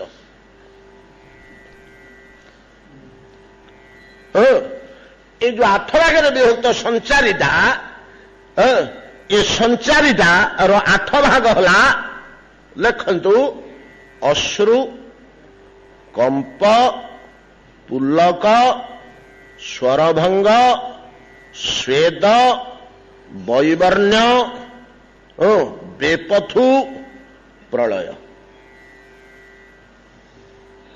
ଏ 8 ଭାଗ। ଅର୍ଥାତ୍ ଭଗବାନଙ୍କ କଥା ଶୁଣୁ ଶୁଣୁ, ଭଗବାନଙ୍କ କଥା ଶୁଣୁ ଶୁଣୁ, ଭଗବାନଙ୍କ ଲୀଳା ପଢୁ ପଢୁ ହେଇଥିବ ଏଗୁଡା କାମ। ଭଗବାନଙ୍କର ମନୋହର ରୂପ ଦର୍ଶନ କରୁ କରୁ कौन भितर है केजाणी आखि चलचल हो उठला अश्रु रोम टांकुरी उठिला पुलक हो आपण जो 8टा लिखिले से बेपथुटा को काटी देकरी वैवर्ण्य कर दिंतु से मनरे मनरे खोजी होती कंप जहा बेपथु से गोटे जिनस हाँ बेपथुटा सप्तम कहुई से काटी देकरी अश्रु कंप कहे कि कंप बोले बेपथु बेपथु बोले थरिया कंप देह थरिया तो से बेपथुटा को काटी देकरी से लिखु वैवर्ण्य से मन पड़ ना वैवर्ण्य बेपथुटा बाहर बाटर बाहर पड़ा काले पढ़ाई मन पड़ू कि आज्ञा तो अश्रु आखि छल छल हो लुह बोही ना कि दर्शन समय भक्ति आसी हो भाव जात हो भितर भाव भक्ति बरा अंतर कथा शुणु शुणु आपण मानकर कार केबे हेछि एकुटिया बसिकरी जदि लीला ग्रंथ पढ़िबे हम 5 जनकर सेटा हबनी ये अष्टसात्विक विकार ता बहु लोक बसते है ना गोटे संकोच भाव आसे गोटे संकोच भाव आसु रामचरित मानस मुझे प्रथम पढ़ुली मु मोटे आगु को जापारि नी कुपुरुषारे जो राम वनवास को जाऊँगी कौशल्या आगे सीता बसचंदी राम बसचंदी सीता दुख करी कहउचंदी राम सीता राम आ कौशल्या 3 जन कथोपकथन मु मास मास धरे आगु को जापारि आ बहुत दिन तलर कथा कहूँ 40 वर्ष तलर कथा तो से रही जाए आगे हयनि एकुटिया बस पड़े सेमती लीला कथा गुड़िक आपण मैंने जो शुणे एकुटिया बस जो पढ़े विभोर हो हृदय भाव जात होला भाया से तो भक्ति आ भक्ति कौन अंतकरण भावनाटा भावटा भाव भक्ति हृदय भाव जात हो व्याकुल कर पकाउछ भितरटाकू अश्रु बाहरी पड़ी देह टांकुरी उठुची नहीं तो अश्रु कंप कहले देह थरिबा स्वेद कहले झाड़ बोहीजा वैवर्ण्य कहले देहर रंग बदली जा स्वरभंग कहले कंठ थर थर हवा शब्द बाहर अटकी जीव स्वरभंग एमती 8टा तो तापर शेषटा हूँ प्रलय ये प्रलयटा को केतेक शास्त्र में मूर्छा बोली कहुई सेंसलेस कर पकईदेव चेता बढ़ीज एवं गोटे कथा मन रखु ए चेता बुड़ाटा समय समय एत गाढ़ हुए जे जन जनकर चेतना आउ फेरे ना साड़े साड़े पड़े से प्रलय बाकी मूर्छा कहती घंटा 2 घंटा पर कान फुंगा फुंगी कले पानी फाणी मुहर छिंचिले पुणी चेता आसीगला भागवत भक्तिर एटा भाव प्राबल्य प्रबल भाव जात हो हृदय भगवान कथा शुणीदे भगवान रूप देखीदे भगवान लीला स्मरण करदे प्रबल भाव जात हो आनंद भाव कहले गोटे प्रकार आनंद एगुड़ाक सबू हेले संचारी ये 8टा एटा को कहाला एगुड़ाक सबू संचारी तो ये जो संचारी गुड़ाक संचारी कहले कौन ना अश्रु आसीगला अश्रु बंद होगा रोम केतवे टाकी उठला रोम टाकुराटा कमीगला जो अवस्था आम मानकर अच्छी जदि कहार भी भाया जात हो रोम टाकुरा बंद होगा कंठ गदगद होगा कंठ गोटाक पर गोटे गोटाक पर गोटे किए केतबेले पड़ी आउछि तो संचारित हो कौन पलाऊँ पुणी आउ गोटे पलि आउछि पलाऊँ आउ गोटे पलि आउछि पलाऊँ आउ गोटे पलि जो घंटा के 2 घंटा बस पढ़ुचे केतबेले कंठरोध केतबेले स्वेद केतबेले वैवर्ण्य केतबेले अश्रु केतबेले देह थरिबा मूर्छाटा शेष 8म स्तरटा अतिरिक्त हेले मूर्छित कर पकईदेव किसी कर सेंसलेस करदेव एगुड़ा कहला संचारी आम से पाखा छाड़ी पड़ी आसते आरूढ़ दिवाण दिता स्थायीटा भावटा जो स्थायी आउ संचारी 2 भाग होता ये 8टा है संचारी एटा संचार हम गोटाक पर गोटे संचार बोले बुझिपारे चरवा आउ कौन विचरण करवा जीवा आसवा करवा आसव जीव एगुड़ाक बारंबार स्थायीटारे अश्रु आसला तो आज्ञा रहा आ बंद होनी अश्रु आसला तो रहा शरीर कंपुची तो कंपुची घंटा घंटा धरी वैवर्ण्य हो जाए तो वैवर्ण्य पूरा वर्ण कंठरोध हो जाए तो घंटा घंटा धरी कंठरोध ଆମର ଅନ୍ୟ ଗୁଡାକରେ ସଂସାରଟାରେ କିନ୍ତୁ ଚଟକିରି ଆସୁଛି ପଳଉଛି ସଂସାରଟାରେ, କିନ୍ତୁ ସ୍ଥାୟୀଟାରେ ଘଣ୍ଟା 1.5 ଘଣ୍ଟା 2 ଘଣ୍ଟା ଲେଖେ ଦିନ ଧରି ଏଇଭଳିଆ ଭକ୍ତ ଅଛନ୍ତି, ଭଗବତ ଭକ୍ତି ସମ୍ପନ୍ନ ବ୍ୟକ୍ତି, ନିର୍ମଳ ହୃଦୟ ବ୍ୟକ୍ତି। ଆଉ ଭଗବାନଙ୍କୁ ବଶ କରିବା କଣ ଏଠି ସହଜ କଥା? ସେଭଳିଆ ଭାବ ନ ଆସିଲେ ଏଟା ସ୍ଥାୟୀ। ଏଟା ଆରୁଢ ଅଧିରାଢ 2 ଭାଗରେ ବିଭକ୍ତ। ଆରୁଢ କହିଲେ ଏଇଟା ମନ, ଇନ୍ଦ୍ରିୟ, ବୁଦ୍ଧି ଆଉ ମନକୁ ବ୍ୟାପି ଯିବା ଆରୁଢ। ଏଟା ଆତଙ୍କ ଅଭିଭୂତ କରି ପକେଇ ବାହ୍ୟ ଜ୍ଞାନ ଲୋପ କରିଦେବା ହଉଛି ଅଧିରୂଢ। କାହାର କେମିତି ବାହ୍ୟ ଜ୍ଞାନ ଥାଏ, ଏମିତି ଅବସ୍ଥାରେ ଥାଏ, ସେ ଜାଣୁଥିବେ ବୁଝୁଥିବେ ସବୁ, କିନ୍ତୁ ଏଇ ଅବସ୍ଥାରେ ଥାଏ। ଅଶ୍ରୁ ବହିଯାଉଛି ବନ୍ଦ କରିପାରୁନି, ଶରୀର କମ୍ପୁଛି ସେଟାକୁ ବନ୍ଦ କରିପାରୁନି, କଣ୍ଠ ଗଦଗଦ ହେଇଯାଉଛି ସେଟାକୁ ବନ୍ଦ କରିପାରୁନି, ଘଣ୍ଟେ 2 ଘଣ୍ଟା 3 ଘଣ୍ଟା ଧରି ଭକ୍ତିର ପ୍ରଭାବରେ। ସେଟା ହେଲା ଆରୁଢ। ଅଧିରୂଢଟା ଏକାଥରେ ଆତ୍ମାକୁ ଚଢିଗଲା ଭାବଟା, ଯେ ବାହ୍ୟ ଜ୍ଞାନ ଲୋପ ହେଇଗଲା। ଏମିତି ବସିଛି କି ଚାହୁଁଛି ଏପଟେ ସେପଟେ, କିନ୍ତୁ ଦୁଶୁନି, ଶୁଭୁନି, ଇନ୍ଦ୍ରିୟ ଭିନ୍ଦ୍ର କେହି କିଛି କାମ କରୁନାହାନ୍ତି। ସେଇ ସଞ୍ଚାରୀ ଭାବ 8ଟା ଆରୁଢ ଅଧିରୂଢ ଭାବରେ ତ ଜୀବକୁ ଅଭିଭୂତ କରିବା, ଏଇଟା ହେଲା ଭାବ ଭକ୍ତି ରହିଛି। ସରିଲା। ଆଉ ଗୋଟିଏ ରହିଲା ପ୍ରେମ ଭକ୍ତି। ଶେଷକୁ ରହିଲା ଆଉ ପ୍ରେମ ଭକ୍ତି। ପ୍ରେମ ଭକ୍ତିରେ ଯେତେବେଳେ ଆସି ପହଞ୍ଚିଲା, ପ୍ରେମ ଭକ୍ତି ହଉଛି ଏତିକିରେ ଥିବ କି କାଲି ବାକି ପୋର୍ସନଟା ଦେଖିବା? ନାଇଁ, ସମୟ ତ ଅଛି, ଟିକେ ଭାଗବତ ଭିତରକୁ ଯିବା। ଏଇଟା ଥାଉ, ଏଗୁଡାକ ବେଶୀ ସମୟ ହେଲେ ମନେ ରହିବନି, ମୁଣ୍ଡ ଗୋଳମାଳ ହବ। କାଲି ଆକୁ ଆଉ ଟିକେ ପୁଣି ସାମାନ୍ୟ ଉଲଟେଇ ଦେଇକିରି ଆଉ ପ୍ରେମ ଭକ୍ତି ବିଷୟରେ ଆଲୋଚନା କରିବା। ଏବେ ସମୟ କେତେ ହେଲାଣି? 7:30 ହେଇଗଲା ବୋଧେ। ଯାହା ହଉ, ମୁଁ ପୂର୍ବରୁ ଆପଣମାନଙ୍କୁ କହିଥିଲି, କଣ କହିଥିଲି? ଯେ ଆମେ ଶ୍ରୀମଦ ଭାଗବତ 12ଶ ସ୍କନ୍ଧର 12ଶ ଅଧ୍ୟାୟଠୁ ଯାଇଥିଲୁ। କାହିଁକି ଯାଇଥିଲୁ? କଣ ଆବଶ୍ୟକ ପଡିଲା? ନା, ଯେତେବେଳେ ସୁତ ଗୋସ୍ୱାମୀ ଶୌନକ ପ୍ରଭୃତି 60,000 ଋଷିଙ୍କ ଗହଣରେ ବସି ଭାଗବତ କଥା କହୁଥିଲେ, ତାଙ୍କ କଥା ସରି ଆସିଲା, ସେ କଣ କଣ କହିଲେ, ୟାକୁ ସୂତ୍ର ଗଣନା କୁହାଯାଏ। ସୂତ୍ରାକାରରେ ଏହା କହିଲି, ତା କହିଲି, ତା କହିଲି, ତା କହିଲି, ତା କହିଲି, 9ମ ସ୍କନ୍ଧ ବନ୍ଧ ପଳେଇ ଆସିଲେ। 10ମ ସ୍କନ୍ଧରେ କହିଲେ ହରସ୍ୟ ଜୁମ୍ଭା ଯୁଦ୍ଧେ ବାଣସ୍ୟ ଭୁଜ କୁରୁନ୍ଦନ, ଗୁଡା ସବୁ କହିସାରିଛନ୍ତି। ତ କହିଲେ ସବୁ କଥା ତ ତୁମକୁ ଋଷିମାନେ ମୁଁ କହିଲି, ଏ କଥା କହିଛି, ଏ କଥା କହିଛି, ଏ କଥା କହିଛି, ଆଜ୍ଞା କଣ କହିଛନ୍ତି ଆମକୁ ଟିକେ ମନେ ପକେଇ ଦିଅନ୍ତୁ ତ। ସୂତ୍ର ଗଣନାରେ ଗୋଟେ ମିଠା ଆସେ। ଯେମିତି ଆମେ ଭୋଜି କରିବାକୁ ଯାଇଥିଲେ ବଣକୁ, ଆନନ୍ଦରେ ଖାଇ ପିଇ ଆସିଲା ବେଳକୁ ବାଟରେ କଥା ହେଇଯାଉଛୁ, ଏଇଟା ଏମିତି ହେଲା, ସେଟା ସେମିତି ହେଲା, ସେ ସେମିତି କଲା ବେଳକୁ ମୁଁ ଏମିତି କରିଦେଲି, ଯେମିତି ଆସ୍ୱାଦନ ହୁଏ, ସେଟା ପରବର୍ତ୍ତୀ ଆଲୋଚନାରେ ଆସ୍ୱାଦନ ହୁଏ। କଣ କହୁଛନ୍ତି? ରାମସ୍ୟ ଭାର୍ଗବେନ୍ଦ୍ରସ୍ୟ ନିକ୍ଷତ୍ରୀ କରଣ ଭୁବ ଔଳସ୍ୟ ସୋମବଂଶସ୍ୟ ଯଦାତେ ନହୁସ୍ୟ ଚ। ଏମାନଙ୍କ ଜୀବନ ଚରିତ, ଲାଇଫ ହିଷ୍ଟ୍ରି, ଅନ୍ୟାନ୍ୟ ଘଟଣା ମାନ ସବୁ କହିଛି। ଆଉ କଣ କହିଲେ? ଦୌସମନ୍ତେୟାର ଭରତ ସ୍ୟାପି ଶାନ୍ତନୋ ତତସୁତାସ୍ୟ ଚ ଯଦା ଚେ ଜ୍ୟେଷ୍ଠ ପୁତ୍ରସ୍ୟ ଯଦର ବଂଶୋ ଅନୁକୀର୍ତ୍ତିତ। ଋଷିମାନେ, ମୁଁ ଆପଣଙ୍କୁ ଦୁଷ୍ମନ୍ତଙ୍କ ଚରିତ୍ର କହିଲି, ଯୋଉ ଆମେ ସେଦିନ ଦୁଷ୍ମନ୍ତ ଶକୁନ୍ତଳା କଥା ଆଲୋଚନା କରୁଥିଲେ। ଦୌଷ୍ମନ୍ତେ, ଦୁଷ୍ମନ୍ତଙ୍କର ପୁତ୍ର ଦୌଷ୍ମନ୍ତୀ, ସେ କିଏ? ନା ଭରତସ୍ୟ ଅପି, ଭରତର, ତା ପୁଅ ଭରତର କଥା ମଧ୍ୟ ତୁମମାନଙ୍କୁ କହିଛି। ଭରତସ୍ୟ ଅପି ଦୌଷ୍ମନ୍ତେର ଭରତସ୍ୟାପି ଶାନ୍ତନୁ ତତସତସ୍ୟ। ଭରତର ପୁଅ ଶାନ୍ତନୁ ଚରିତ ମଧ୍ୟ କହିଛି। ଶାନ୍ତନୁଙ୍କ କଥା ମାନେ ଦୌର୍ବଶୀ ଯୁଠି ଆସିଥିଲେ। ଶାନ୍ତନୁସ୍ୟ ଚ ଯଜାତେ ଜ୍ୟେଷ୍ଠ ପୁତ୍ରସ୍ୟ। ତାପରେ ଶାନ୍ତନୁଙ୍କ ପୁତ୍ର ଯଜାତିଙ୍କ କଥା କହିଛି। ଏଗୁଡ଼ା ସବୁ ବଡ ବଡ ଟାଣୁଆ ରାଜା ଗୁଡାକ, ତାଙ୍କର ଲମ୍ବା ଲମ୍ବା ଗୋଟେ ଗୋଟେ ଅଧ୍ୟାୟଙ୍କ ଉପରେ କୁହାଯାଇଛି। ଯଜାତିଙ୍କ କଥା କହିଛି।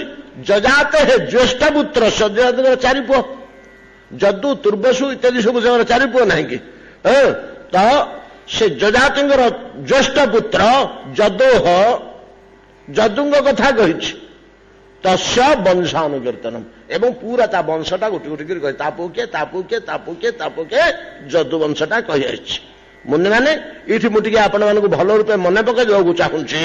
सुत गोस्वामी कहते जजाति ज्येष्ठ पुत्र जदुवंशर कीर्तन काल जत्रावतीर्ण भगवान कृष्णाक्ष जगदीश्वर जो वंशरे कृष्णाक्ष कृष्ण नामक नाम धारण करी भगवान जगदीश्वर अवतीर्ण बभूवु अवतीर्ण होते कही वसुदेव गृहे जन्म तत वृद्धिश्च गोकुले सबुगुड़ा कही मन पकातु किए कहते सुत कहते नहीं कि वसुदेव गृह केमती जन्म हेले आ गोकुल केमती वृद्धि लाभ कले बढ़िले कौटी जन्म हेले आम कहूने इटी जन्म ही सिठी बढ़ुची बोली वसुदेव गृहे जन्म तत वृद्धिश्च गोकुले तस्य कर्माण्य पुराणे कीर्तितान्य सुराद्विष तस्य कृष्णस्य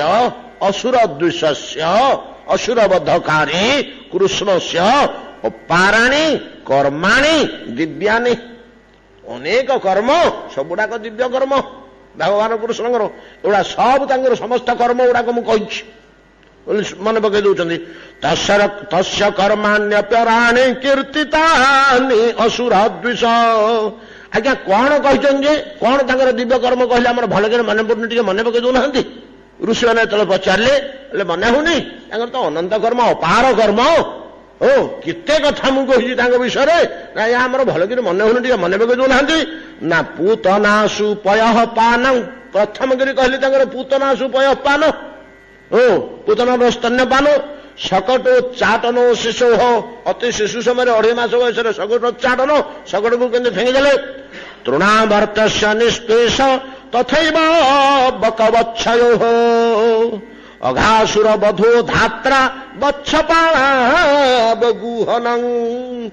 अघासुर बध कही से दिन मन पकड़ आउ कौन कही बच्छपाला बगुहनम बाछरी आउ ब्रज बालक यांकु धाता ब्रह्मा केमती लुचई थिले कमंडल रे कहने कथा कहते सुत गोस्वामी अघासुर बधो एटा गोटे दिन कथा ना जो दिन अघासुर बध होला से दिन घटना घटी अघासुर बधो धात्रा धात्रा धातांग द्वारा बच्छ पाल अबगुहन बच्छपाला बगुहन धेनुकस्य सह भ्रातु प्रलम्बस्य च संख्ययः गोपानाञ्च परित्राणं दावाग्ने परिसर्पतः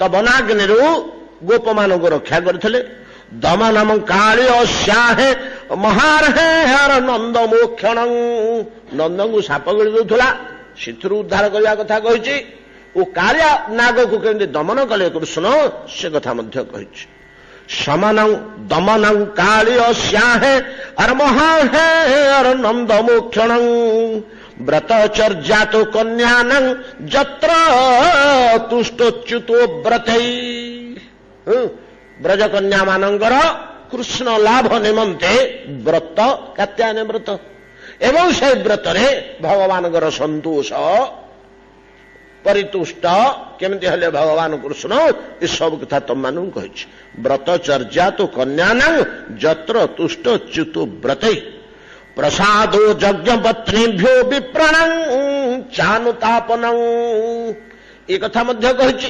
प्रसादो यज्ञ पत्नी याज्ञिक ब्राह्मण मानकर पत्नीगण कि प्रकार भगवान को पाईगले भक्ति भाव भक्तिर आश्रय केमती पाईगले एक कथा कही एवं परम शुद्ध पूत हृदय ब्राह्मण गण याज्ञिक गण यज्ञ करी वेद मंत्र उच्चारण करी नीति नियम निष्ठार रही रही अंतकंडा शुद्ध निर्मल से चट कर बुझीगले अरे इतक खटी खटी परिश्रम करी आम पाइले आम आगुरी मैंने पाइगले आम पत्नी मैंने पाइगले भगवान को अच्छा आम पाइले नहीं बोले अनुताप कले से अनुताप से पाइगले अच्छा आम पाइपारे नहीं विप्राणांच अनुतापन गोवर्धन धारणंच शक्रस्य सुरभेरथ ଗୋବର୍ଦ୍ଧନ ଧାରଣ କଥା ମଧ୍ୟ କୃଷ୍ଣଙ୍କର କୀର୍ତ୍ତି ଭିତରେ ମୁଁ ତୁମମାନଙ୍କୁ କହିଛି। ଗୋଟେ ସବୁ ଗୋଟିଏ ଗୋଟିଏ ଗୋଟିଏ ଗୋଟିଏ କହି ଆସିଛନ୍ତି। ଶକ୍ରସ୍ୟ ଅର୍ଥାତ୍ ଇନ୍ଦ୍ର କି ପ୍ରକାର ଦର୍ପଚୂର୍ଣ୍ଣ ହେଲା ସେ କଥା କହିଛି। ସୁରଭି କେମିତି ଇନ୍ଦ୍ରଙ୍କୁ ଆଣି କୃଷ୍ଣଙ୍କ ସହ ଶାନ୍ତ କରାଇଲେ ଓ କ୍ଷମା କରାଇଲେ ସେ ସମସ୍ତ କଥା କହିଛି ସୁରଭି। ଯଜ୍ଞାଭିଷେକ କୃଷ୍ଣସ୍ୟ ସ୍ତ୍ରୀଭି କ୍ରୀଡ଼ାଚ ରାତ୍ରିଷୁ। ଯଜ୍ଞାଭିଷେକ କୃଷ୍ଣଙ୍କର ଅଭିଷେକ ହେଲା କୋଉଦିନ? କୃଷ୍ଣଙ୍କର ଅଭିଷେକ କୋଉଦିନ ହେଲା? କାର୍ତ୍ତିକ ମାସ ଶୁକ୍ଳ ପକ୍ଷ ଅଷ୍ଟମୀ ଦିନ, ଉଷ୍ଟାଷ୍ଟମୀ ବୋଲି ଆମେ ଯୋଉଟାକୁ ପାଳନ କରୁଛେ। ସେଇଦିନ ଭଲ ଦିନ ଦେଖିକିରି ଅଭିଷେକ ହେଲା। ଅଭିଷେକ ବୋଇଲେ କଣ? ଆମର ଜଗନ୍ନାଥଙ୍କ ସେବାକୁ ଗଲେ ଯେମିତି ଶାଢ଼ୀ ନ ବାନ୍ଧେଇଲେ ଯାଇପାରୁନାହାନ୍ତି, ଶାଢ଼ୀ ବନ୍ଧା ଉତ୍ସବ ସେଦିନ ବେଶ ଭଲ ଖିଆପିଆ ହଉଛି। ଯିଏ ଶାଢ଼ୀ ବନ୍ଧଉଛନ୍ତି ସେମାନେ ବଢିଆ ବଢିଆ ମାଲ କରିକି ଖୁଆଉଛନ୍ତି ତାଙ୍କ ସାଙ୍ଗମାନଙ୍କୁ, ଭାଇମାନଙ୍କୁ, ସମସ୍ତଙ୍କୁ। ଠିକ ସେଇଭଳିଆ କୃଷ୍ଣଙ୍କୁ ଗୋରୁ ଜଗିବା ପାଇଁ ଶାଢ଼ୀ ବନ୍ଧା ହେଲା। ଶାଢ଼ୀ ନ ବାନ୍ଧିଲେ ଗାଈ ଜଗି ପାରିବନି। ବାଛୁରୀ ଚରଉଥିଲେ, ବଛା ଚାଉଳ ଏଗୁଡ଼ା ତ ଗାଁ ମୁଣ୍ଡରେ ବାଛୁରୀଟା ଚରିବେ ଆଉ। ସେଦିନ ତାଙ୍କର ଦଳ ଭିତରେ ଗୌଡ଼ ବୋଲି, ଗୋପାଳକ ବୋଲି ସେଟା ଇଏ ସାର୍ଟିଫିକେଟ ମିଳିଲା ଆଉ, କନଫର୍ମ ହେଇଗଲେ ସେଦିନ। ଯଜ୍ଞାଭିଷେକମ୍ କୃଷ୍ଣସ୍ୟ, ତାପରେ ସ୍ତ୍ରୀଭି କ୍ରୀଡ଼ା ଚ ରାତ୍ରିଷୁ, ଏଇଠୁ ଆମେ ପଳେଇଥିଲେ ସିଆଡେ। ଭଗବାନ ବ୍ରଜସ୍ତ୍ରୀ ମାନଙ୍କ ସହିତ କେମିତି ରାତ୍ରିରେ କ୍ରୀଡ଼ା କଲେ, କଣ କ୍ରୀଡ଼ା କଲେ, କି କ୍ରୀଡ଼ା ସିଏ କଣ, କି ରହସ୍ୟ ତା ଭିତରେ ଅଛି, ସେଇଠୁ ଆମେ ପଳେଇଥିଲେ ଯେ ରାତ୍ରି କ୍ରୀଡ଼ା ସହିତ ଦିବସ କ୍ରୀଡ଼ା ମଧ୍ୟ ଟିକେ ଆଉ ଅଧିକା ଗୋଟେ ଅଧ୍ୟାୟ ଆମେ ମିଶେଇ ଦେଇଥିଲେ, ଯୋଉଟା ଶେଷ ଏଇଟା ଯୁଗଳ ଗୀତଟା। ୟା ପରବର୍ତ୍ତୀ କାର୍ଯ୍ୟ ସବୁ ଆମର ବାକି ଅଛି, ଗୋଟିଏ ସରିଛି। କୋଉଠି? ଯଜ୍ଞାଭିଷେକମ୍ କୃଷ୍ଣସ୍ୟ ସ୍ତ୍ରୀଭି କ୍ରୀଡ଼ା ଚ ରାତ୍ରିଷୁ ଶଙ୍ଖଚୂଡ଼ସ୍ୟ ଦୁର୍ବୁଦ୍ଧି ବଦ୍ଧୋରିଷ୍ଟସ୍ୟ କେଶିନ। ଶଙ୍ଖଚୂଡ଼ବଦ୍ଧ ପର୍ଯ୍ୟନ୍ତ ଆମେ ଯାଇଛି, ଅଧିକା ପଳେଇଛେ ସେଠି, କାହିଁକିନା ତା ଭିତରେ ସେଟା ଆସିଯାଉଛି। ମନେ ପକାନ୍ତୁ, ଶଙ୍ଖଚୂଡ଼ ନାମକ ବିଦ୍ୟାଧର, ତାର ମସ୍ତକରେ ଗୋଟିଏ ମଣି ଥାଏ ଶଙ୍ଖତୁଲ୍ୟ, ସିଏ ଆସିକରି ବ୍ରଜସ୍ତ୍ରୀ ମାନଙ୍କୁ ବ୍ରଜବାଳ ରାସମଣ୍ଡଳ ଭିତରୁ ଦେଖି ଯେମିତି ବ୍ୟାଘ୍ର ଗାଈ ମାନଙ୍କୁ ଠେଲି ନିଏ, ଧମିକେଇ ନିଏ, ସମସ୍ତଙ୍କୁ ଗୋଟେ ଦିନ ପ୍ରାଣ ନିକଳରେ ଦୌଡ଼ିକିରି ପଳାନ୍ତି ଅରଣ୍ୟ ଭିତରକୁ, ଆଉ ବାଘ ସମସ୍ତଙ୍କୁ ଉଡେଇ ନିଏ। ସେଇଭଳିଆ ବ୍ରଜକନ୍ୟା ଗୁଡ଼ିକ ନେଲା, ସେମାନେ ବ୍ୟାକୁଳ କଣ୍ଠରେ କାନ୍ଦିଲେ। ସେ କାନ୍ଦିଲା ବେଳେ ସେଠି କୃଷ୍ଣ ବଳରାମ ଦି ଜଣ ଆଗ ଥିଲେ। ଏଟା ରାସମଣ୍ଡଳ ଭିତର କଥା ନୁହଁ, ରାସ ପରବର୍ତ୍ତୀ ସମସ୍ତ କନ୍ୟା। ଆଉ ଗୋଟେ ଆମେ ବଳରାମଙ୍କର ରାସ କଥା ପଢିନଥିଲେ, ତାରିପରେ ଏ ରାସ ପଞ୍ଚାଧ୍ୟାୟ ଶେଷରେ ମନେ ପକାଉନାହାନ୍ତି, ଏଟା କାଲିର କଥା। କୃଷ୍ଣ ଓ ବଳରାମ ଉଭୟଙ୍କୁ ସୁନ୍ଦର ବେଶ କରି ସାଜସଜ୍ଜା କରି ନୃତ୍ୟ ବିଳାସ କରୁଥିଲେ ବ୍ରଜାଙ୍ଗନା ମାନେ। କୃଷ୍ଣ ବଳରାମଙ୍କର ମିଳିତ ରାସ ଅନ୍ତିମରେ ପଢିଛି, ସେଇଦିନ ଏ ଘଟଣାଟା ହେଇଥିଲା। ଶଙ୍ଖଚୂଡ଼ ଆସି ଆକ୍ରମଣ କରିଥିଲା ବ୍ରଜକନ୍ୟା ମାନଙ୍କୁ, ଶଙ୍ଖଚୂଡ଼କୁ ବଦ୍ଧ କରି ତାର ଶଙ୍ଖଟି ମଣିଟି ମସ୍ତକରୁ ଆଣି ଭାଙ୍ଗି ଦେଇଥିଲେ ସ୍ନେହରେ, ନାଇଁ କି? ଶଙ୍ଖଚୂଡ଼ ସଦୁର୍ବୁଦ୍ଧି ଅର ବଧୁ ଅରିଷ୍ଟସ୍ୟ କେଶିନ। ବାକି ଆମକୁ ବର୍ତ୍ତମାନ ଆଲୋଚନା କରିବାକୁ ହବ, ପଦେ ପଦେ ଖାଲି ମୁହଁରେ କହିଦେବା। ଅରିଷ୍ଟାସୁର ବଦ୍ଧ ଓ କେଶୀ ବଦ୍ଧ। ଆଜି ତ ସମୟ ହେଇଗଲାଣି, ଆସନ୍ତାକାଲି ଆମର ଏ ଭକ୍ତିର, ପ୍ରେମ ଭକ୍ତିର ବିଭାଜନଟା, ଏଇଟା କଣ୍ଟିନ୍ୟୁସ୍ ସବୁତକ ଦେଲେ ମୁଣ୍ଡ ଗୋଳମାଳିଆ ହବ, ବୋର ଲାଗିବ ବୋଲି ତାକୁ ଫାଳେ ଫାଳେ କରି ମୁଁ 3 ଭାଗ କରିଦେଉଛି, 3ଟାକୁ। ଆସନ୍ତାକାଲି ତାକୁ ଟିକେ ଆଲୋଚନା କରିବା, ଆଉ ଅଳ୍ପ ଟିକେ ସାମାନ୍ୟ ପ୍ରେମ ଭକ୍ତିରେ, ସେମିତି ବେଶୀ କିଛି କଷ୍ଟ ନାହିଁ। ତାପରେ ଏଇଟା କେଶୀବଦ୍ଧ ଓ ଅରିଷ୍ଟାସୁର ବଦ୍ଧ ବିଷୟରେ ଅଳ୍ପ ଟିକେ ଟିକେ ସୂଚନା ଦେଇ ଆଗକୁ ଯିବା ଦରକାର ନାହିଁ, ସୂଚନା ଦେଇକରି ପଳେଇଯିବା, ଯୋଉଠି ପ୍ରୟୋଜନ ହବ ସେ ଟିକେ ପଛକୁ ଯିବା। ଏତିକିରେ ଆଜି ଭାଗବତ ବିଶ୍ରାମ କରନ୍ତୁ। ଭଜନିତାୟ ଗୌରୁ ରାଧେ ଶ୍ୟାମ ଜପ ହରେ କୃଷ୍ଣ ହରେ ରାମ ভজনিতাই গৌর রাধে শ্যাম জপ হরি কৃষ্ণ হরে রাম भजनताय गौर राधे श्याम जप हरे कृष्ण हरे राम